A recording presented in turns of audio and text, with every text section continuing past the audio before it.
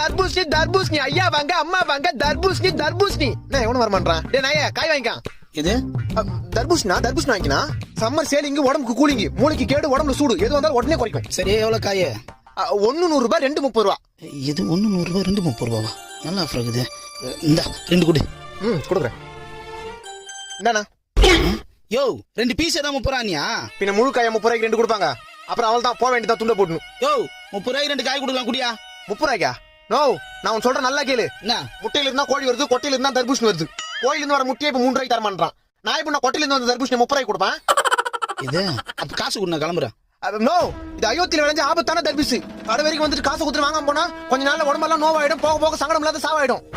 என்னப்பா சொல்ற? ஆமா இந்தப்பா நான் நம்பிட்டேன். இந்த ஒண்ணு கொடு. இந்தா 2 கிலோ வாங்க. லூஸ் மாதிரி யோசிக்காம வீட்டுக்கு எத்தனை ஜூஸ் போட்டு குடி. சரிப்பா சரிப்பா. இன்னும் 2 காய் எக்ஸ்ட்ரா எடுத்துக்கலாம் போல இருக்குது.